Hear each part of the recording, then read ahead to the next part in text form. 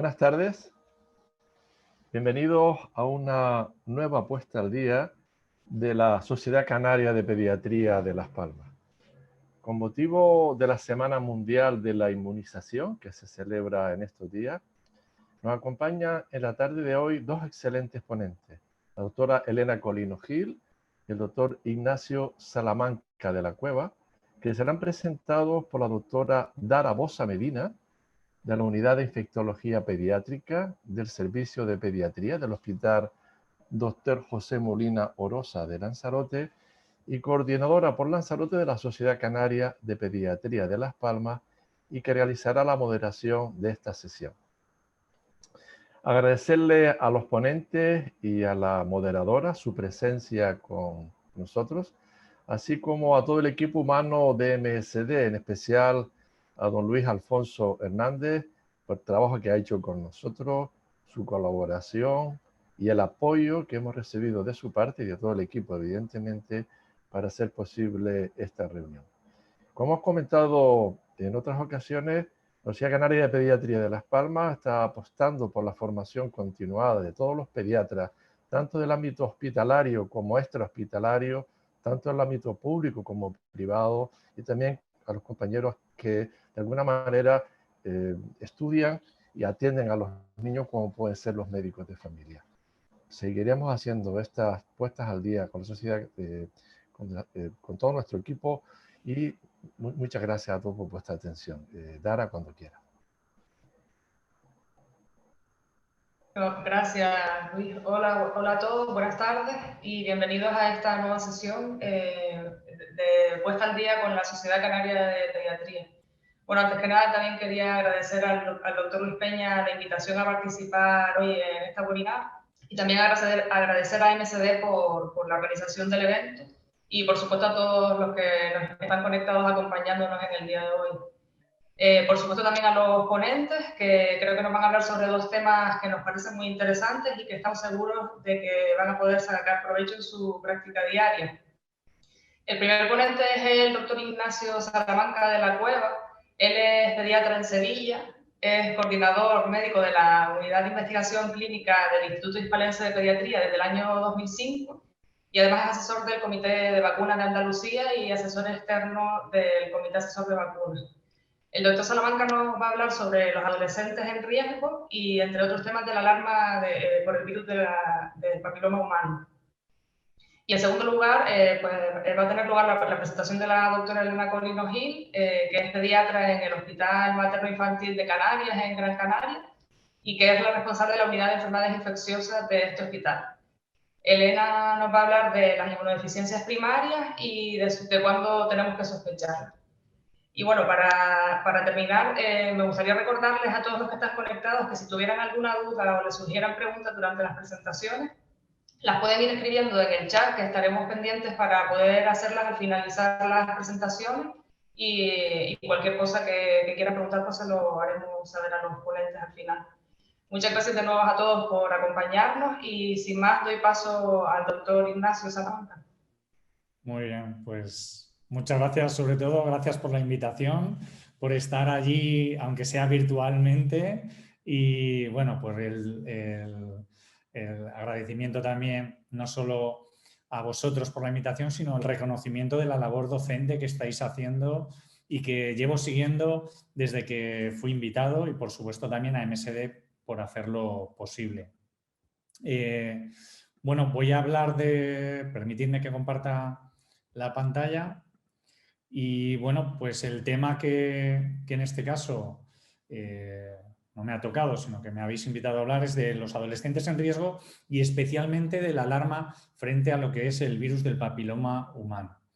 Permitidme en este caso que presente mi conflicto de interés, puesto que es una formación patrocinada por la industria. En este caso he trabajado en investigación con las dos vacunas que hay disponibles, o con las 3 vacunas que hay disponibles, y bueno, pues mi conflicto de interés es exclusivamente debido a mi trabajo. Bueno, adolescentes en riesgo y la alarma del virus del papiloma. Desde hace años estamos involucrados y poniendo foco en los adolescentes Y tiene todo el sentido, puesto que desde 2016 la Organización Mundial de la Salud ha puesto dentro de los objetivos estratégicos el que la salud, o en las estrategias mundiales que plantea, no solo son enfocadas a la mujer y al niño, sino que hace unos años planteó añadir al adolescente como un grupo especialmente de riesgo. Y especialmente de riesgo debido a su complejidad. Y antes de empezar mi charla, quisiera preguntaros qué es lo que vosotros percibís de cara a lo que es el adolescente. Porque en una formación que hicimos hablando de adolescentes en los últimos años, quisiera que me pusierais en el chat qué sensación tenéis cuando tratáis a un adolescente. ¿Os gusta? ¿No os gusta? ¿Os parece bueno, pues que lo manejáis bien, que no lo manejáis bien? Poned un par de cosas en el chat, a ver si soy capaz de verlo.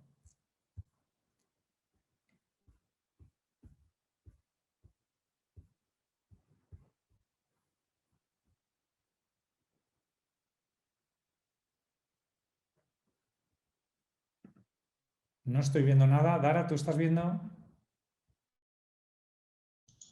Sí, nos escriben que dan miedo, por un lado. Sí, ¿qué más? Cántamelo, porque no soy capaz de entrar en el chat, no sé por qué. Comentan que son rebeldes.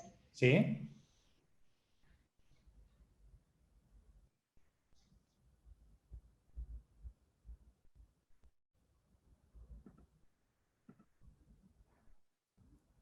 Que van obligados, sí, ahora ya lo estoy viendo. Que son rebeldes sin causa, nos dice Alfonso. Me ha gustado mucho, no me voy a alargar, que no estamos preparados, efectivamente, María del Carmen. Y Rosa dice que le gusta, pero no es un tema fácil. Bueno, id poniendo las cosas que pensáis y voy a saltar un poco a transmitiros un poco después de haber pasado por muchas ciudades de España con una formación junto a un psiquiatra hablando de adolescentes. Fijaros que esto, parecido a lo que estabais planteando, es lo que nos transmitían los pediatras. Les entraban ganas de huir, no entendían a los adolescentes, tenían miedo, como habéis comentado, nos crea frustración, impotencia, y esta es un poco la expresión dinámica o las caras que tenían o que tenemos cuando tratamos a estos adolescentes. Y tiene todo el sentido, porque los adolescentes son complejos, pero tenemos que pensar que los adolescentes sufren o están sujetos a cambios vitales no solo biológicos, sino también psicológicos, sociales, y que infravaloran el peligro y que además están en una edad en la que las principales conductas o conductas que van a establecer para el futuro pueden ser conductas de riesgo. Y además es un colectivo que es muy difícil establecer estrategias preventivas con el adolescente. ¿Por qué? Porque, como habéis dicho, pues son rebeldes sin causa y nunca van a creer que algo malo les puede pasar a ellos. El adolescente está en riesgo por muchísimos casos, ¿no? Ahí he puesto tabaco, alcohol, drogas, nuevas tecnologías, sexo y también, en este caso, rodeado de infectólogas, enfermedades infecciosas inmunoprevenibles, de las cuales destacar dos, ¿no? Las meningitis, que ya sabemos que es un grupo especialmente de riesgo, y también, en este caso, el virus del papiloma y el cáncer que puede producir este virus. Fijaros, solamente para enfocar y para que veamos la realidad de nuestro país respecto a las conductas de riesgo. Tabaco, 137.000 adolescentes inician en el consumo de tabaco. Si doblamos esa cifra, son el número de adolescentes que cada año se inician en el alcohol. Estamos hablando de que 2 de cada 3 adolescentes ha bebido en el último mes y que 1 de cada 5 reconoce haberse emborrachado. Y prácticamente incluso hay más que empiezan con el consumo de cannabis que incluso con el consumo de tabaco, y hablamos prácticamente de un 18%. Las nuevas tecnologías no estábamos preparados a veces para pensar en ellas, pero también es un riesgo para nuestros adolescentes. Tenemos más de 3 millones de internautas de entre los 12 y los 18 años. El 80%, yo diría que incluso más, en algún dato actualizado de niños de 12 años, ya tiene un teléfono móvil y además de ultimísima generación y ya se declaran inseparables de él, bueno, igual que nosotros, ¿para qué nos vamos a engañar? Y que tenemos 1 millón de adolescentes que están en riesgo de desarrollar adicciones a Internet o adicciones a videojuegos, como estamos viendo en algunos casos. Y también dentro de las conductas de riesgo de los adolescentes están las conductas sexuales. La conducta sexual, cuando vemos que el inicio de las relaciones sexuales, desde luego ha cambiado muchísimo, desde luego de lo que yo era adolescente, y que tenemos un riesgo especial cuando tenemos prácticamente la mitad de nuestros adolescentes puede que se hayan iniciado en relaciones sexuales. Cada vez a una edad más temprana, pero lo más importante, creyéndose con información, son situaciones y comportamientos de riesgo respecto a las relaciones sexuales. Sus inicios, sus primeras relaciones sexuales son en riesgo. Y prácticamente casi la mitad las inician o las tienen sin el uso de preservativo. Consecuencia, fijaros qué frase, 1 de cada 4 adolescentes va a padecer una enfermedad de transmisión sexual antes de terminar el bachillerato. Y eso hace que dentro de los que son los posibles riesgos del adolescente nos vayamos a centrar, o hoy me quiero centrar en el virus del papiloma, que es la infección de transmisión sexual más frecuente y que si vemos en la historia natural del virus cómo la infección es más prevalente en las mujeres, o es muy prevalente en las mujeres, pero a medida que pasan los años o pasan sus años va bajando la prevalencia, pero en cambio en los varones la prevalencia se mantiene. Y es la infección de transmisión sexual más frecuente hasta el punto que podemos decir que prácticamente 7 o casi 8 de cada hombres o mujeres sexualmente activos lo podemos contraer en cualquier momento de nuestra vida. Eso hace que sea muy importante y que tengamos que conocer qué es el virus del papiloma humano y qué consecuencias tiene.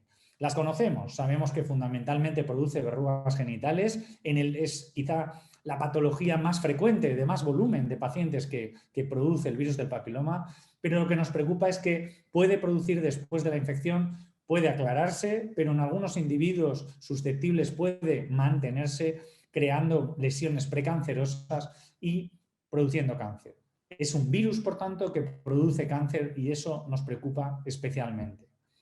Esta pirámide seguro que la habéis visto todos, pero fijaros que al principio lo que se conocía del virus del papiloma o la asociación con cáncer era con cáncer de cérvix y con las lesiones preneoplásicas. Y en este caso son las más numerosas, las que más nos preocupan. Pero si ampliamos un poco la visión, en las últimas décadas hemos llegado a asociar el virus del papiloma con otros tipos de cáncer, cáncer de pene, cáncer anal, cáncer de cabeza y cuello. Todos estos cánceres nos preocupan y nos deben preocupar porque ya no solo afectan a la mujer, aunque es la principalmente afectada y para la que se han hecho todos los programas de detección precoz del cáncer de cérvix, sino que nos afecta también a los varones, a los hombres. Y fijaros que si vemos la incidencia de cáncer del virus del papiloma en Noruega en esta serie de años, en naranja el cáncer de cérvix gracias a la vacunación ha ido descendiendo y cómo el resto de los cánceres que están relacionados con el virus del papiloma están aumentando. Si vemos esta incidencia de cáncer en el varón, vemos cómo esa curva, ese ascenso, sobre todo en cáncer orofaringe, es absolutamente en aumento, como digo, imparable en lo que se trata del varón. Si nos vamos a Estados Unidos, vemos la línea continua, que es el cáncer de cervical, cómo en Estados Unidos la vacunación y los controles de salud y los programas de salud han ido haciendo que descienda el cáncer de cérvix, pero fijaros la línea discontinua, que es el cáncer orofaríngeo producido por el virus del papiloma, cómo ya ha sobrepasado en número al cáncer de cérvix.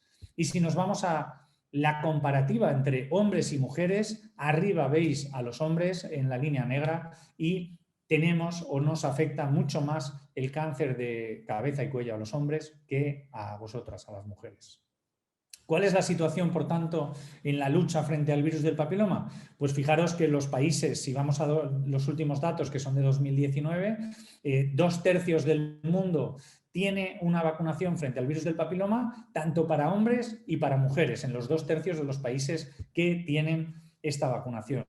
Pero si vemos en nuestro país, en nuestro entorno, en los países de Europa, vemos cómo la vacunación de las chicas, la vacunación en naranja, es de muy pocos, bueno, menos países, pero la vacunación universal de hombres y de mujeres, no solo estos mapas son de países que lo tienen, sino que ya han comentado y que ya han informado de que la van a comenzar, es esta vacunación universal, independientemente del género, está muy extendida en nuestro entorno.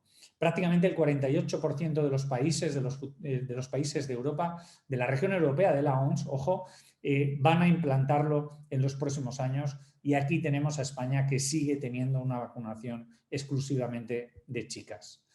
La vacunación de chicos está recomendada por nuestra sociedad científica, en este caso por el Comité Asesor de Vacunas de la Asociación de Pediatría, en este sentido desde los 12 años, pero cuanto antes mejor, y con una clara recomendación, que es la vacuna nonavalente, en este caso Gardasil 9.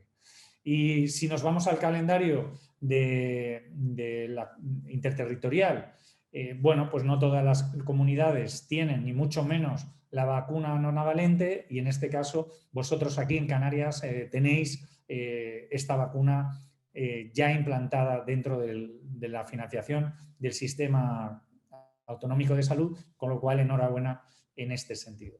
No olvidemos que tenemos otros grupos de riesgo para los cuales la vacunación sí está financiada. En este caso tenemos que conocer la administración a 3 dosis tanto a hombres como a mujeres que tengan estos hallazgos o estas circunstancias, estas condiciones, prácticas sexuales de riesgo en hombres hasta los 26 años, personas en situación de prostitución o mujeres con tratamiento excepcional, o sea, mujeres que han tenido colonización y que en la consulta de pediatría algunas madres podemos captar para la vacunación en este sentido, ¿no?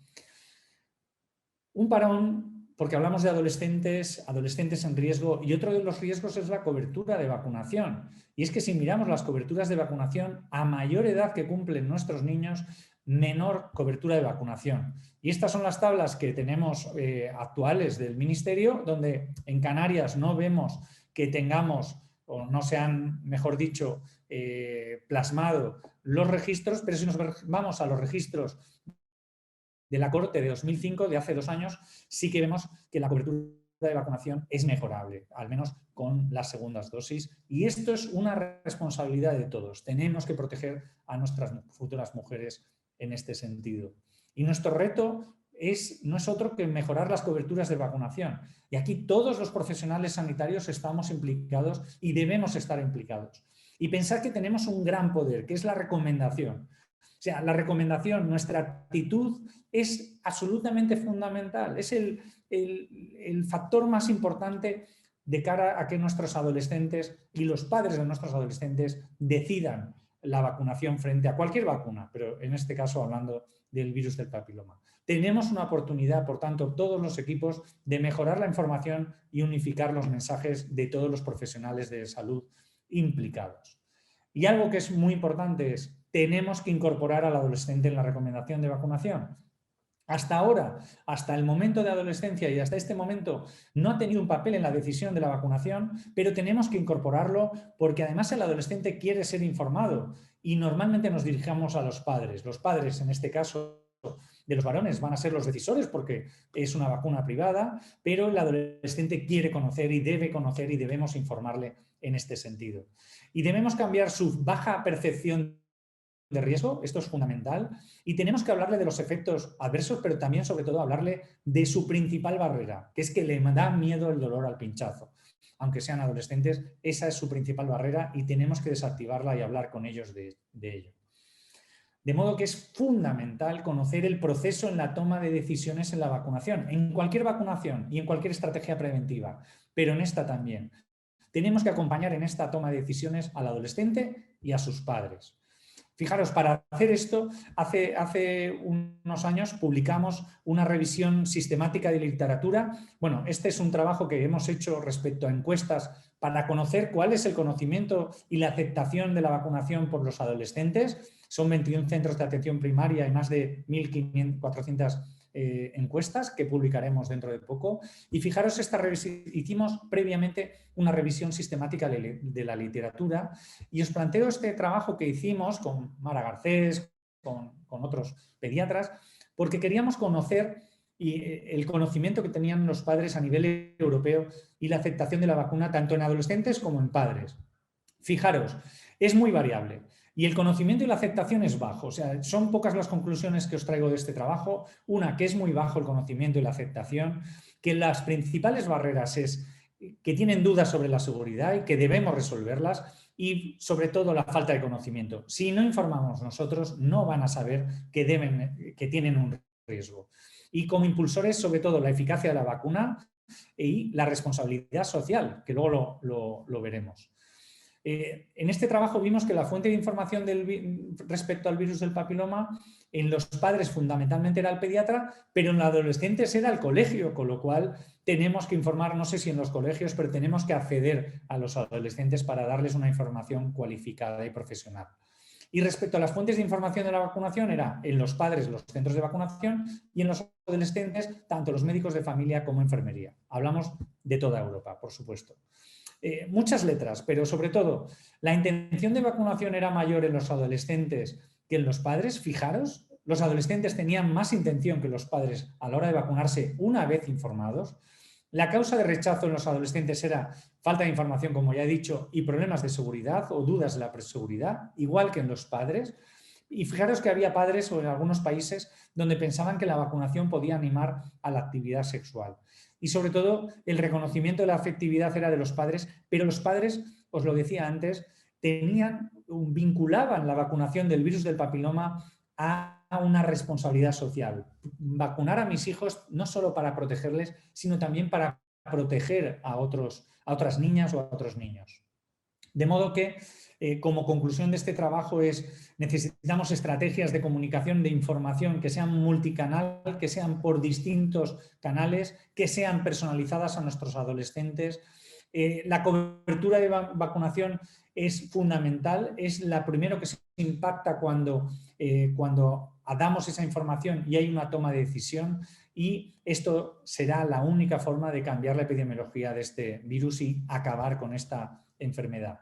Y en este sentido, la pediatría, los profesionales sanitarios involucrados en la pediatría, enfermería, pediatras y demás, son fundamentales. Somos la última línea de recomendación para nuestros adolescentes. Después de nosotros, nadie va a hablarles del virus del papiloma o de cualquier otra vacuna, y nadie va a atender la posibilidad de prevención frente a lo que va a ser una patología que no vamos a atender, que son sus futuros cánceres.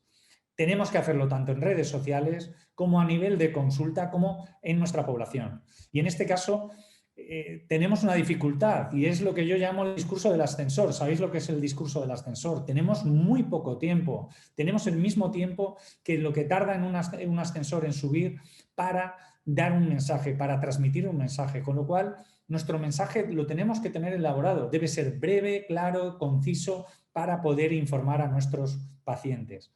Y tenemos que acompañar en el proceso de decisión. Es como esta fotografía supongo que sonará, de esta escalera, y el proceso de decisión es como una escalera. El conocimiento en la parte baja de la escalera es muy poco sobre la vacuna y es muy poco sobre la infección. A medida que vamos aumentando en la información, los padres van a tener mayor probabilidad de estar en unas etapas más decisoras. Fijaros, aquellos padres que tienen una información o una recomendación directa de un profesional sanitario directamente suben la escalera de la toma de decisión a los puntos más ascendentes, que son los de decidir vacunar, ¿no? Y siempre van a estar, tened en cuenta que los padres de los varones van a estar abajo en la toma de decisión, en el proceso de decisión. Tendremos que trabajar más con ellos que en aquellos que tienen niñas o que tienen hermanas o hermanos o hermanas que tengan vacunación. Por tanto, el virus del papiloma es un problema mundial, podríamos decir que es una pandemia también mundial, pero tenemos un mensaje positivo. Es uno de los cánceres, estos relacionados con el virus del papiloma, que sí son prevenibles, son los que la humanidad sí puede plantear su prevención y progresar en su reducción. Palabras de Xavi Bosch, uno de los grandes expertos en virus del papiloma, no solo en España, sino a nivel mundial. Y esto es una estrategia o es un llamamiento de la Organización Mundial de la Salud a nivel absolutamente global: erradicar el cáncer cervical. Y en el lanzamiento de esta estrategia mundial estamos implicados todos, puesto que los datos son absolutamente brutales en cientos de miles de mujeres que mueren por el virus del papiloma, y que también se les añade los hombres que pueden tener este tipo de cáncer. En definitiva, tenemos que incorporar este mapa, le tenemos que cambiar, tenemos que incorporar la vacunación del virus del papiloma a los varones, sobre todo porque está aumentando los cánceres relacionados con el virus del papiloma en nosotros, en los hombres.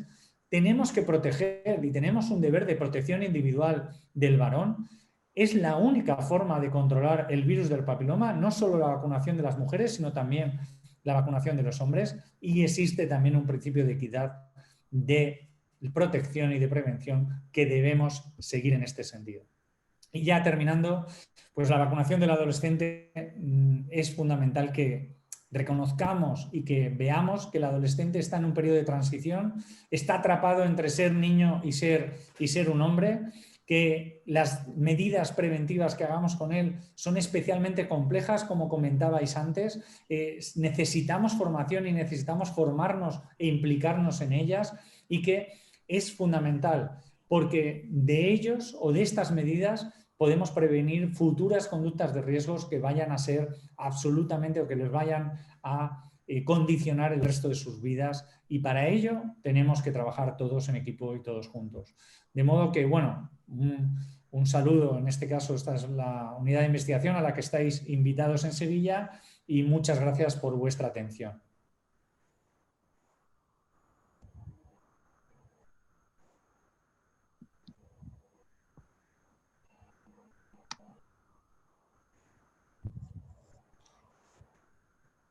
Y ahora paso a Elena Colino. ¿Qué tal? Muy bien. Elena. Sí. Pues todo tuyo.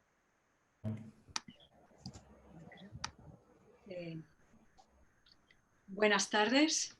La mayoría de ustedes me conocen, soy Elena Colino y trabajo en la unidad de enfermedades infecciosas. Voy a hablar de inmunodeficiencias primarias cuando sospecharla.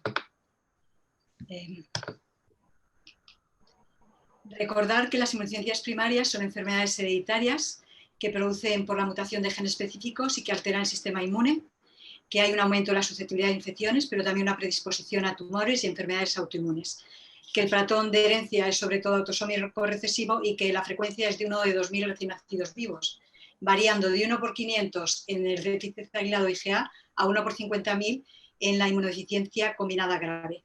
Sabemos que hay muchas caras de la inmunodeficiencia primaria, que no solo hay infección, sino que hay autoinmunidad, irregulación inmune, autoinflamación y alergia. ¿Por qué hablar de inmunodeficiencias primarias? Pues porque el 60 al 70% de las inmunodeficiencias primarias se diagnostican en la edad pediátrica. Hay más de 300 enfermedades con una cantidad de genes que se van continuamente en crecimiento. Las formas más graves se manifiestan en los primeros meses de vida, con elevación de mortalidad si se retrasa el diagnóstico y el tratamiento. Son urgencias pediátricas y el despistaje de estas inmunodeficiencias es esencial para su supervivencia. La sospecha clínica, la realización de un hemograma, recuento leucocitario y cifras de inmunoglobulinas van a orientar en más del 50% de los casos.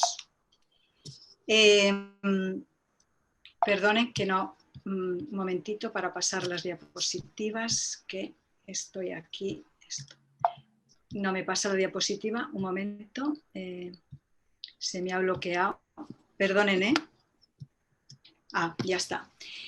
Los datos del registro de la Sociedad Europea de Inmunodeficiencias del 2014, que se registra cada 10 años, pues el efecto de producción de anticuerpos es el más frecuente, un 50,60%. Sumado ahora al siguiente grupo de inmunodeficiencias combinadas, tanto de sindrómicas como solo inmunodeficiencias combinadas, que sería un 20%, y luego los defectos de fagocitos un 8,7% y el defecto del complemento en un 4,9%. tenemos que tener en cuenta que los signos clásicos de sospecha, de alerta, inmunodeficiencia primaria, que ya se datan de 1993, pues quedan el 4 más otitis, 2 o más sinusitis, 2 o más neumonía, acceso recurrente, pues quedan, no engloban ni mucho menos todas las inmunodeficiencias y todo lo que tenemos que pensar de una posible inmunodeficiencia. Entonces se ha visto que 2 o más de estos signos de alarma se podría pensar en una inmunodeficiencia, pero simplemente se ha visto en el estudio de Arwich que si tienes antecedentes familiares de inmunodeficiencia o tienes que usar antibióticos intravenosos para la infusión o un fallo de medro, es cuando podríamos considerar que tienen una significación. El resto ya llegamos tarde a la hora de diagnosticarlo. Hay que actualizar esos signos de alarma porque no se tienen en cuenta pues, enfermedades de infección esporádica, autoinmunidad, autoinflamación o malignidad, y que en el futuro pues, tendremos que tener en cuenta pues, todos estos signos de inmunodeficiencia. Sabemos que la inmunodeficiencia, pues hay gérmenes que nos van a dirigir directamente a alguna inmunodeficiencia, como el déficit de linfocitos B con neumococo, hemófilus, enfermedades graves por enterovirus, y el déficit de fagocitos, pues sobre todo por gérmenes menos habituales, como la serratia o la burkholderia cepaciae, y los hongos. Y luego, las inmunodeficiencias dependientes de linfocitos T, pues puede ser todo, pero sobre todo destacar el Pneumocystis jirovecii. En un estudio que hicimos en la ESID del 2018, pues, que presentamos allí, veíamos que todas las enfermedades, todas las infecciones invasoras por neumococo, hasta un 11% tenían inmunodeficiencia, que eran muy variadas, que están aquí en el grupo de inmunodeficiencias, y que de todos los inmunodeficientes que se estudió, un 20% habían tenido infección invasora por neumococo. Con lo cual, lo que quiere decir que ante una infección invasora por neumococo, aunque sea el primer ingreso, pues ya hay que descartar esta inmunodeficiencia primaria. ¿Qué signos de alarma de exploración física tenemos que tener en cuenta? Pues el fallo de medro, la talla baja, unos rasgos dismórficos que nos orienten a síndromes asociados a inmunodeficiencia. En el campo del otorrino, pues otorreas persistente, perforación timpánica. En la boca, pues que tener actas, gingivostomatitis grave, candidiasis mayores de 1 año, anomalías dentarias o doble hilera de dientes por persistencia de dientes deciduos, el tejido linfoide importante, si hay adenomegalias, si hay visceromegalias, si no hay amígdalas o los ganglios linfáticos están ausentes, o también pues, cuando hay un defecto de timo. Y luego en la piel y anejos, pues ver esos eczemas graves, esa eritromemia neonatal, la cicatrización mala, los granulomas cutáneos, el que hagan verrugas o molluscum contagiosos, el síndrome que nos comentaban del pH del WIN, albinismo, alteraciones de pelo, alopecia, adenitis supurativas, y luego a nivel ocular, pues lesiones retinarias y telangiectasias. Y a nivel respiratorio, pues hay infecciones respiratorias persistentes, recurrentes, el acropaquias, que indica que hay una insuficiencia respiratoria, y también pues bronquiectasias que no tienen una etiología clara. Destacar pues, que en un niño que tiene una enfermedad de injerto contra huésped materno-fetal, pues nos puede orientar ese eczema, esa dermatitis en periodo neonatal a que tenga una inmunodeficiencia combinada grave. Y luego el que tengamos un eczema gangrenoso y seguiremos una pseudomonas aeruginosa, pues nos tiene que orientar a una enfermedad granulomatosa crónica. Hay unas características clínicas que sí que es importante destacar en los defectos inmunológicos que nos van a orientar un poquito a la hora del estudio, ¿no? Entonces, las más frecuentes son la inmunodeficiencia humoral. Sabemos que la hipogammaglobulinia transitoria de la infancia, pues que no es una inmunodeficiencia, que se considera cuando hay cifras más bajas de lo normal según la edad, que no asocia riesgo de infección y que esas inmunoglobulinas se van a normalizar normalmente antes de los 4 años. La que conocemos todos y barajamos diariamente es la déficit de IgA, pero que se debe esperar a los 4 años pues, para hacer este diagnóstico. Más del 90% son casos asintomáticos y que no requieren una intervención por parte de inmunodeficiencias, y un 10% son sintomáticos con infecciones respiratorias leves y infectación por giardia. Y la mayoría pues, las detectamos pues, al estudio de enfermedades autoinmunes, de alergia y de celiaquía. Y luego el de subclases G, pues generalmente hay que hacerles un estudio de respuesta vacunal, que normalmente hay malas respuestas a vacunas, sobre todo al neumo 23, a la polisacárida no dependiente de linfocitos T, y que producen infecciones respiratorias de repetición. Pero hay que destacar por la gravedad y por el despistaje que tenemos que hacer rápido de la albagluminemia ligada al X o la globulinemia autosómica recesiva.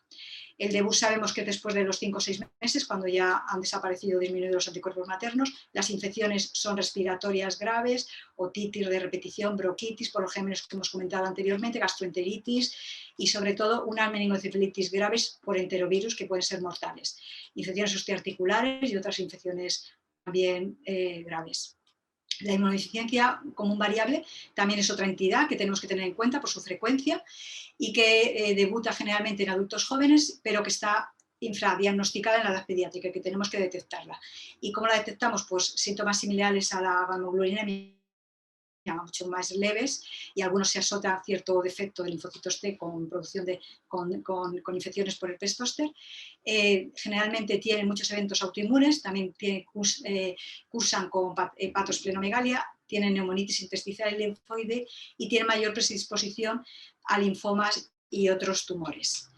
Luego, también destacar por su gravedad, por la prontitud que tenemos que hacer el diagnóstico, las inmunodeficiencias combinadas graves, linfocitos T y B, hay alteración, el debut siempre es precoz en los primeros meses, la mortalidad es de 100% si no se recibe trasplante antes de 2 años de edad, la linfopenia es el síntoma guía y tienen neumonitis intersticiales y sepsis por adenovirus, citomegalovirus y por el neumocistis girovechi, con sepsis también bacterianas grave, gastroenteritis crónicas, muguet que en pacientes mayores, en niños mayores de 1 año, o enfermedades infectocontractuestes que hemos comentado anteriormente. Y luego existe una entidad que es la inmunodeficiencia combinada no grave, que la clínica es similar a la de la grave, pero sin embargo es generalmente más leve, con diagnóstico más tardío, pero el tema es que también es importante el realizar pronto el diagnóstico, porque el trasplante de progenitores hematopoyéticos es el que va a hacer que disminuya la morbimortalidad. Y luego tenemos el efecto de fagocitos, que son fundamentalmente por infecciones bacterianas y fúngicas graves, con gérmenes poco habituales como la Serratia, la Bucoliida cerpacie, el Mucor, las Aspergillus y las micobacterias. Y en esta, como prototipo, pues tenemos la enfermedad granulomatosa crónica, que el debut varía según la gravedad del cuadro, y son adenitis bacterianas supurativas y micobacterias, infecciones graves, accesos profundos, viscerales, osteomelitis, sepsis, neumonías complicadas, fallo de medro y manifestaciones también inflamatorias granulomatosas sin infección. El déficit de adhesión leucocitaria, pues el debut habitualmente es muy precoz, dentro del primer mes de vida, y tiene como característica el retraso de la caída del cordón, y también tiene como característica que, a diferencia de otras inmunodeficiencias, aquí hay una leucocitosis con neutrofilias muy llamativas. Y luego la neutropenia congénita, el síndrome de Cosman, que son sepsis graves y además la neutropenia es intensa y desde el nacimiento. Y luego la entidad de la susceptibilidad mendeliana a la enfermedad por micobacterias, que son infecciones graves por micobacterias atípicas, por salmonela y en menor frecuencia por tuberculosis. Y luego, como último grupo, tenemos el déficit de complemento, que es el déficit de C5-C9, que sobre todo son meningitis séptica por meningococo y neumococo, aparte de infecciones sinopulmonares recurrentes. Estos 4 grupos son los 4 grupos principales que por su frecuencia hemos dicho pues, que tenemos que descartar. Destacar que el hemograma y las inmunoglobulinas es fundamental y el primer nivel, y todos tenemos pues, acceso a ellas. Entonces, en el hemograma, contar que la linfopenia y neutropenia es como fundamental para las entidades que anteriormente hemos comentado, y luego la cuantificación de inmunoglobulinas. Una IgG por debajo de 100 con una IgM y una IgA ausente en niños mayores de 6 meses, pues vamos a tener, mientras se muestre lo contrario, una gamma globulinemia. Luego hay que hacer unos estudios de laboratorio en caso de sospecha de inmunodeficiencia primaria, ya que dependen de nivel hospitalario, que son para la inmunidad humoral, aparte de las inmunoglobulinas y sus clases, pues esa respuesta a antígenos proteicos dependientes de T, que es tras vacunación de tétanos, y la respuesta frente a antígenos polisacáridos en Neumo 23. También las isomoglutininas, que se utilizan en mayores de 2 años como anticuerpo natural, y los linfocitos B, pues ver que estos hay linfocitos B night, de memoria y transicionales, que nos pueden indicar un poquito la inmunodeficiencia humoral a que estamos detectando. En cuanto a la inmunidad celular, pues tenemos que estudiar los linfocitos T con sus distintos marcadores, los linfocitos B y las natural killer de la inmunidad innata, y luego la respuesta de los linfocitos a mitógenos y antígenos. Y luego para el defecto de la oxidación de granulocitos, para descartar los defectos de fagocitosis, pues tenemos el test de oxidación por citometría de flujo. Y luego el déficit de complemento, pues haciendo el CH50 para la vía clásica y la PD50 para la vía alternativa. Lo mejor es presentar casos y así podemos ver pues, más en detalle pues, esto que hemos comentado antes. Esta es una niña de 4 meses que llevaba 30 días de evolución, de fiebre, que había estado ingresada, se le había aislado el rinovirus y la remiten por fiebre prolongada e inapetencia. Le habían puesto una primera dosis de vacuna y son originarios de Marruecos con una consanguinidad de 4º grado, los primos segundos, y que no refiere antecedentes de fallecidos en la infancia. Esta niña, la exploración, destacaba en los pilares amigdalares unas úlceras, además de la región perianal, y se había hecho el raspado y se había objetivado en el cultivo una pseudomona tanto en la orofaringe como perianal. Pero lo que llama la atención es en el hemograma que tiene una leucopenia con una linfopenia muy marcada, porque en menos de 12 meses se considera linfopenia cuando lo normal es mayor de 3000. Entonces, ¿podemos pensar en una inmunodeficiencia primaria? Pues por supuesto que sí. Además le hicimos una radiografía de tórax en la que vimos que tenía una neumonía del lóbulo superior derecho y también no se veía la sombra tímica importante, se hizo una ecografía y tenía un timo pequeño. Entonces, con todo esto, pues tendríamos que hacer un diagnóstico diferencial de una inmunodeficiencia combinada grave, de un VIH, de un síndrome de Dios completo y de los síndromes de TORS congénito que nosotros no estamos habituados, pero nos pueden confundir. La serología fue negativa, excepto la IgG por citomegalovirus positiva de transferencia materna, el resto fue negativo. Ya pasamos a un segundo nivel de investigación, que lo que hicimos con esta niña. Entonces el inmunólogo estudió por la leucopenia, la linfopenia, sobre todo de TCD4 severa, con un valor de un 24%, cuando normal es 35-64%, pues ahí con unos linfocitos TCD8 que estaban ligeramente disminuidos y unos linfocitos B normales, pues como era del norte de África, hay un efecto fundador de una deficiencia que es el defecto de expresión del complejo de histocompatibilidad tipo 2 y en concreto del HLA-DR, que estudiaron la expresión, se estudió en los monocitos del paciente, del hermano de 4 años del control, y se vio que el paciente no lo expresaba, que el hermano lo expresaba y el control también. Entonces ya se fue a buscar el SON6, el gen que produce esta deficiencia, que es el gen RFX-ANK, y se vio que tenía el paciente un defecto de 26, con respecto al control, un defecto de 26 bases de nucleótidos, que confirmaban la sospecha clínica. Entonces, en cuanto al criterio de deficiencia del complejo mayor de histocompatibilidad tipo 2, que es una inmunodeficiencia combinada menos grave dentro de esa clasificación que veíamos y que cumple todos los criterios, con lo cual esta niña, pues ya empezamos, aquí para explicar que el complejo mayor de histocompatibilidad es una molécula presentadora de antígenos que está en las células presentadoras de antígenos, que son los monocitos, las células dendríticas y los linfocitos, y que actúan, le presentan el antígeno a los CD4 y que cuando no hay esta presentación de antígeno, pues este CD4 no madura y no puede hacer su función a nivel del organismo. Entonces esta niña pues ya se le trató como una inmunodeficiencia combinada con el aislamiento, la nutrición parenteral, se trató la pseudomonas aeruginosa con ceftazidima amica, se le puso profilaxis con nitroconazol para los hongos, cotrimosazol para el neumocistis girovechi, se transfundió concentrado de matíes irradiados para que no hiciera la reacción injerto contra huésped, y también con citomegalovirus negativo para no adquirir citomegalovirus, y además se tuvo que suspender la lactancia materna porque la madre es citomegalovirus positivo. Se inició la infusión de inmunoglobulinas a 500 por kilo y se derivó a un centro especializado para el trasplante de órganos hematopoyéticos, que no eran compatibles el hermano ni los padres, y se tuvo que buscar en el REDMO, una red de búsqueda de médulas óseas, y al final pues ya se consiguió transfundir a los 2 meses y medio de la búsqueda una infusión de progenitores hematopoyéticos de donante compatible, y esta niña pues actualmente pues está sana y bien. Destacar que el diagnóstico tiene que ser precoz en estas inmunodeficiencias combinadas, porque aquí se ve en este estudio que si el trasplante se hace en menores de 3,5 meses y no tienen infección, la supervivencia prácticamente es el 90%. Si se hace mayor de 3 meses y medio y ya teniendo una infección activa, pues ya reduce a menos del 50%.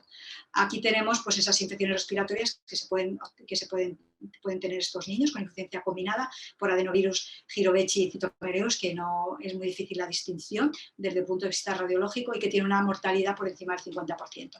Y además con estas infecciones ya estos pacientes van a tener una supervivencia en torno al 32%. De ahí que es importante pues, para el pronóstico el hacer una detección precoz, porque estos niños si no van a morir por infecciones virales persistentes, rechazo de injerto o una enfermedad de injerto contra huésped. Entonces aquí destacar un estudio, estudios que nos muestran que realmente la detección precoz de estas inmunodeficiencias, que hay posibilidad mediante un screening neonatal junto con la prueba del talón, pues va a producir mejor calidad de vida, el poder diagnosticarlos pronto y poder salvar vidas, y que es recomendable pues, hacer ese screening universal. En Cataluña es el primer centro europeo y español que hacen el screening desde enero del 2017 de las inmunodeficiencias combinadas severas, y de hecho pues publicaron en el periódico en abril del 2019 pues que habían detectado a través del talón esa inmunodeficiencia y habían tenido la primera cura de un niño que se le había podido trasplantar antes de los 3 meses de edad. Este es el estudio que publicaron el año pasado y en el que se recoge pues, todas las pruebas del talón de los TREX, que son los ciclos de escisión de receptores de células T, que esto lo que nos mide es eso, si un niño que tiene una producción adecuada de linfocitos T, pues produce un estrés adecuado, y esto de 20 copias por microlitro. Entonces se puede hacer con la prueba del talón y que en su caso, pues en este estudio que hicieron de 3 años y medio, pues de todos los niños que nacieron recogieron 3 casos que les dio una incidencia de 1 por 74.000, pero ellos dicen que todavía queda análisis de más años pues para ver que realmente esto es una forma pues, de detectar unas infecciones muy graves, unas inmunodeficiencias muy graves y que pueden tener tratamiento si se realiza el trasplante, como hemos comentado, antes de 3 meses. Otro grupo de casos pues es de un niño de 2 años con fiebre de 40, rinorrea acoso y tos seca nocturna, que ingresa con el diagnóstico de neumonía. Había tenido una neumonía a los 9 meses, otitis media, una celulitis y una gastroenteritis a los 10 meses. Está bien inmunizado y una antineumocócica. Se había detectado recientemente a 5 de sus familiares con una gammaglobulinemia ligada al X porque las inmunoglobulinas que tenían eran normales y la madre habían visto que era portadora de gammaglobulinemia. En la analítica que se le hizo al paciente en el ingreso, pues destaca que las inmunoglobulinas tampoco están bajas, que la IgG2 es ligeramente baja, pero al ver las subpoblaciones linfocitarias, pues ya vimos que los CD19 eran menos de un 1%. Se fue a ver la actividad de la proteína BTK en monocitos y está muy reducida y en linfocitos B, y entonces la genética nos confirmó este defecto del gen BTK. El hermano nació 5 años después, entonces como la madre era portadora era gammaglobulina ligada al X, pues ya se estudió al paciente nada más nacer y lo único se dio unas inmunoglobulinas normales de la madre, excepto el nivel de IgA que está un poquito baja, y las subpoblaciones también nos dieron por debajo del 1% y la reducción de la proteína BTK en monocitos y linfocitos y la genética pues igual que el hermano y que sus tíos. Estos niños, nada más conocer el diagnóstico, se hizo la infusión de inmunoglobulinas a 450-500 por kilo cada 3 semanas. El hermano mayor pues, tuvo infección respiratoria crónica hasta que se le diagnosticó. Posteriormente había tenido bronquiectasias y tiene algunas sobreinfecciones que ha precisado antibióticos ocasionales, pero está con buena función pulmonar. Y el hermano pequeño de 10 años, pues se le infundió la inmunoglobulina a los 15 días de vida y presentó a los 10 meses alopecia areata universal y dermatitis atópica, pero también nunca ha precisado ingresos ni tratamientos intravenosos con antibióticos. El otro caso es un niño de 7 años con infecciones respiratorias de vías altas y bajas, broncorrea, sospecha de incidencia ciliar, con fiebre recurrente y múltiples estándares de antibióticos y diarrea crónica. Entonces, en el estudio de diarrea crónica, para descartar celiaquía, se le hizo unas inmunoglobulinas que tenían una IgG de 41 y una IgA de 1, con linfocitos T y CD19, linfocitos B normales. Los linfocitos B memoria, con cambio de isotipo, pues se vieron que estaban muy reducidos. Este niño se le diagnosticó de una inmunodeficiencia combinada variable común y inició tratamiento con inmunoglobulinas sustitutivas cada 15 días hasta que alcanzó los niveles de IgG en valle mayor de 800 y no ha tenido nuevas infecciones. ¿Qué debemos saber? Pues importante saber que las inmunodeficiencias combinadas es un déficit de T y de B, de la humoral de B y fagocitosis en los fagocitos, de fagocitosis, que el tratamiento curativo en las inmunodeficiencias combinadas graves y en la de defecto de fagocitosis, pues es un trasplante de hematopoyético, de progenitores hematopoyéticos, que es necesaria la gamma globulina tanto en la combinada como en la humoral, y que la profilaxis es muy necesaria y que hace que aumente la calidad de vida. En el caso de la inmunodeficiencia combinada se hace con cotrimosazol para prevenir el Pneumocystis jirovecii, el itroconazol para los posibles hongos. En la humoral pues hay que tratar con antibióticos precoces cuando se sospeche una infección. En el déficit de fagocitosis, pues el cotrimosazol se utiliza para profilaxis bacterianas, para evitar esas infecciones graves, y el itroconazol también para los hongos. Y en cuanto a las vacunas, pues saber que las vacunas de virus vivus pues no están recomendadas en la inmunodeficiencia combinada y ni en la inmunodeficiencia humoral, y que en las inactivadas, pues como están recibiendo inmunoglobulinas, pues su inmunosidad pues no se sabe, ¿no? En general, en la opinión de expertos, se recomienda antigripal y antineumocócica. Y en cuanto a la mortalidad, pues sin trasplante de órgano hematopoyético, de progenitores hematopoyéticos, pues se ve que es muy alta, no llega, o sea, a los 2 años, hemos dicho en la grave, y que se produce por infecciones graves por virus, por sepsis y por el Pneumocystis jirovecii. La humoral pues tiene más largo plazo y si se cuida y se diagnostica temprano, pues realmente, aunque tengan infecciones, pues se controlan, y si no, pues las infecciones pulmonares pues hace que disminuya su calidad de vida. Y luego, pues los enterovirus, tenerlos en cuenta porque la mortalidad es muy importante por infección diseminada y sobre todo por meningocefalitis por enterovirus. En cuanto a los defectos de fagocitos, pues también necesitan del trasplante de progenitores hematopoyéticos, y si no se realizan, pues aumenta, y si no se controla la profilaxis, pues también sería la mortalidad por hongos y bacterias. Elena, perdona, vamos 20 minutos. El diagnóstico precoz y el tratamiento de las inmunodeficiencias primarias salvan vidas, previenen la mortalidad y mejoran la calidad de vida. Hay una necesidad de reforzar la sospecha clínica, aunque el diagnóstico definitivo es de ámbito de laboratorio. Su presentación clínica es muy heterogénea, no necesariamente con infecciones graves recurrentes o inusuales. Una necesidad de un equipo multidisciplinario para acometer este reto. Y para llevar a casa, para cualquier pediatra de conocer los síntomas de alerta, los grupos más frecuentes de inmunodeficiencia, realizar un estudio básico para orientación diagnóstica y derivación. Hay que reconocer una inmunodeficiencia grave. Debemos actuar con la urgencia que requiere, y una vez diagnosticado, pues todos los controles, la vigilancia y el cumplimiento de la profilaxis, las medidas preventivas adecuadas, vacunación, fisioterapia, aislamiento, pues es muy necesario el papel del pediatra, como siempre. Muchas gracias por su atención.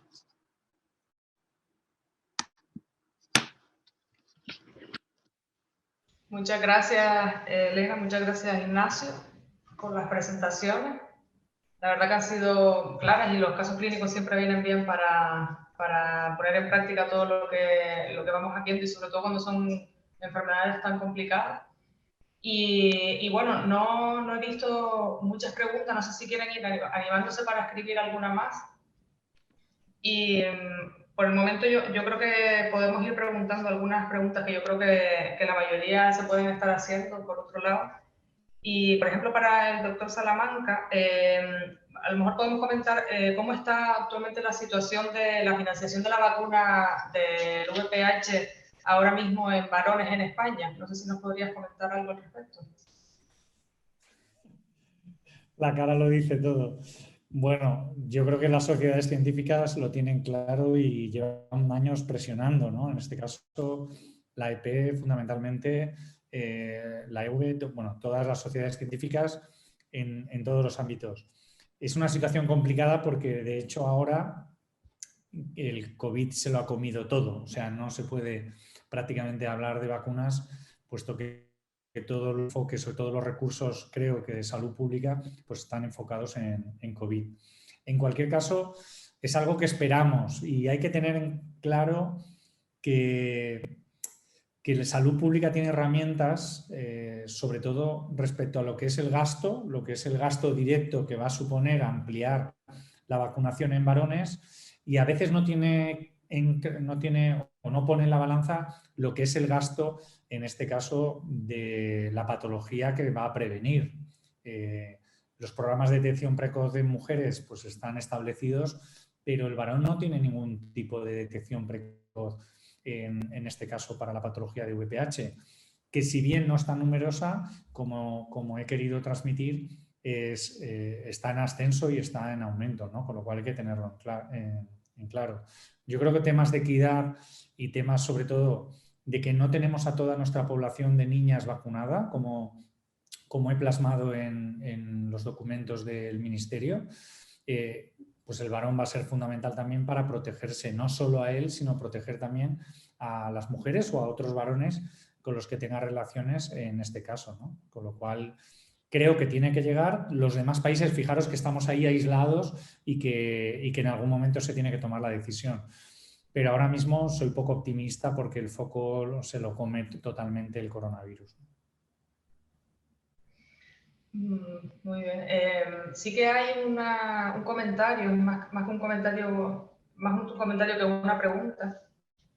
Comenta que en algunos casos sí que se informa a los padres sobre la vacuna del papiloma, pero que ahora mismo el costo de la vacuna, supongo que se refiere a cuando está fuera de calendario, el costo dificulta que la mayoría de los chicos se vacunen. Bueno, en este caso habla de chicos, o sea que el costo dificulta que se vacunen. Entonces entiendo que cuando se incluya pues será diferente, pero no sé si quieres comentar algo al respecto. Bueno, yo creo que sí, la pediatría si ha demostrado algo es el poder no solo de la recomendación, como decíamos, en vacunas, sino también la relativización de lo que es el valor o el coste de la vacuna, que es una vacuna cara, con el valor de la vacuna, ¿no? Cuando tú sigues ese proceso de decisión, que no me he metido mucho, pero cuando aprendemos a acompañar a los padres y al adolescente en la decisión, cuando resolvemos sus dudas, pero sobre todo cuando conectamos al adolescente con su riesgo y a los padres con ese riesgo, claro, ¿cuánto cuesta lo que es la prevención o plantear una prevención frente a una enfermedad tan grave como es el cáncer, ¿no? Entonces, creo que pediatría lo está haciendo, o sea, el pediatra que lo hace, que hace esa recomendación y que informa del riesgo, automáticamente, no digo, pero con un porcentaje altísimo como el trabajo que os he mostrado, al final acaban vacunándose. O sea que fijaros que en el trabajo que os he mostrado he repetido casi 5 veces que el principal obstáculo para vacunarse de los padres es la falta de información, y a los adolescentes es la falta de información. Y esa es nuestra responsabilidad. O sea que a partir de la información unida a una recomendación y a una actitud, los padres se van a vacunar seguro. Nadie quiere en su futuro tener un hijo con cáncer y desde luego quieren lo mejor para ellos, ¿no? Pues sí, la verdad que sí. Por otro lado, se me ocurre un poco, por poner un ejemplo un poco más práctico también para el doctor Salamanca, que después pasamos con la doctora Colín. En el caso, por ejemplo, de una paciente que haya sido vacunada ya con la vacuna bivalente, pero que desarrolle casualmente después verrugas genitales, ¿es conveniente revacunar con la vacuna nonavalente? Bueno, depende en este caso del tipo de, si es verrugas genitales, los dos genotipos que están incluidos en la vacuna nonavalente lo están en la vacuna tetravalente. Lo que sí suele ser un indicio es que si tú eres susceptible de alguna forma, desde el punto de vista individual, ¿no? Desde el punto de vista genético, a tener verrugas genitales, puedes tener también una susceptibilidad, ¿no? Una mayor vulnerabilidad para que otros genotipos, en este caso no benignos, sino malignos, te puedan afectar. Y en este caso tenemos mujeres o niñas vacunadas y, bueno, yo por lo menos, o por lo menos en nuestro grupo, la información va por delante. Tenemos que informar que sí, que están vacunadas, que el porcentaje de vacunación y en este caso de cobertura de posibles cánceres llega hasta un 70%, pero que hay vacuna, en este caso la novalente, que asciende un poco esa protección a los cánceres conocidos hasta un 90%. O sea que la información tiene que estar. En el caso de verrugas genitales, bueno, pues solo compartirían la vacuna tetravalente Gardasil y la vacuna nonavalente Gardasil 9, compartirían los mismos genotipos. Muy bien, muchas gracias. No sé si quieren animarse a preguntar alguna pregunta de última hora. Y bueno, un poco para preguntar a la doctora Colino, yo creo que es interesante comentar si sería necesario en todos los niños que viéramos que tuvieran un déficit de IgA, como la inmunodeficiencia primaria más frecuente, como comentaba, ¿podrías comentar si sería necesario derivar a todos los pacientes con déficit de IgA o de qué dependería enviarlos para un mayor estudio o seguimiento? ¿Qué te parece? Hemos dicho que el 90% son asintomáticos, entonces eso se pueden seguir haciendo sus controles para detectar pues, enfermedades autoinmunes asociadas. Si no tienen infecciones recurrentes o no tienen infecciones más frecuentes de lo normal, en principio lo que habría que hacer es seguirlos anualmente con unas inmunoglobulinas, porque algunos de estos déficit IgA en el futuro, como hemos dicho, pueden hacer una inmunodeficiencia variable común, porque se puede no detectar en los primeros años, pero luego posteriormente desarrollarlo. Entonces, sí que sería necesario hacer un control por parte del pediatra, por lo menos de forma anual, y ya si hay infecciones, pues sí que habría que remitirlas, pues sí habría que hacer un estudio un poquito más profundo.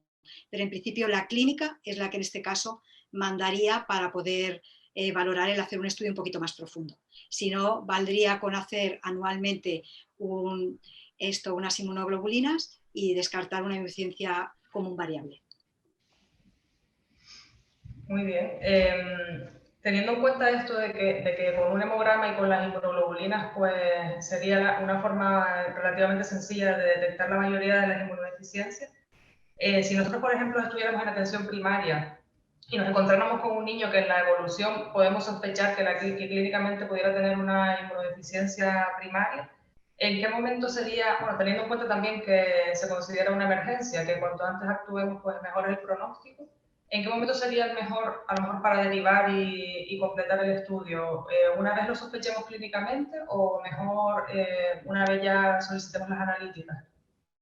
Yo creo que sí, o sea, solicitar de primera intención una analítica para orientar, pero si ese paciente tiene infecciones recurrentes, no estás constantemente dándole antibióticos, ha estado ingresado en el hospital, pues ese niño hay que derivarle, porque hay que hacer la clínica es la que manda, hay que hacer un estudio mucho más profundo y hay veces que tardas tiempo en hacer un diagnóstico y nos hemos encontrado niños con inmunodeficiencias combinadas que a lo mejor son menos graves y que a los 5 o 6 años es cuando se les ha diagnosticado, porque no se le ha dado importancia a esas infecciones, incluso niños que no tienen retraso ponderostatural, que son niños que se podrían considerar con un fenotipo normal y que realmente el que manda es la clínica, porque también nos hemos encontrado niños que tienen bajas las inmunoglobulinas, les seguimos y esos niños no tienen inmunodeficiencias y no tienen infecciones, entonces esos niños va a ser una hipogamaglobulinemia transitoria o simplemente esto no se tiene unas cifras en el límite bajo y no se llegan a ser ninguna entidad de inmunodeficiencia. La clínica es la que manda, esa es la que nos va a definir si tenemos que profundizar más, incluso una vez estar en la consulta, si vemos que hay algo que no termina de llenarnos, hay que hacer más pruebas o respuesta a anticuerpos vacunales, porque hay una entidad que es el déficit de inmunodeficiencia por déficit de respuesta a anticuerpos vacunales, que tienes unas inmunoglobulinas normales, tienes un estudio de linfocitos, o sea, de respuesta celular normal y sin embargo la respuesta generalmente a polisacáridos del neumococo 23 valente es baja y con esa misma entidad, si tiene muchas infecciones, es una indicación de administrar inmunoglobulina. Muy bien, muy interesante. No sé si alguien más quiere comentar alguna cosa o si ustedes quieren añadir algún comentario final. Yo creo que ya más o menos estamos en tiempo. también quería agradecerles por ajustarse al tiempo. Yo creo que ha ido todo bastante en hora. Y si no hay ningún comentario. Yo Pues agradeceros la invitación y gracias por estar ahí. Y espero veros pronto. eso sí, que todos esperamos vernos pronto, todos, más, o por lo menos más a menudo, o lo que no sea online. Muy bien, Bueno, encantado. Pues nada, muchas gracias también por la Gracias, atención que me ha gracias, prestado Dara, y gracias, espero que haya Luis. ayudado. pues muy bien, muchas gracias a todos los que están conectados y los que siguen conectados. Y bueno, quería también invitarles a la próxima reunión que va a ser el día 25 de mayo, la arroba puesta al día. Y bueno, yo creo que siempre son temas interesantes que también son bastante rápidos y que siempre podemos sacar algún provecho. O sea que nos vemos pronto. Muchas gracias. Nada, hasta luego. Hasta luego. Hasta luego. Adiós.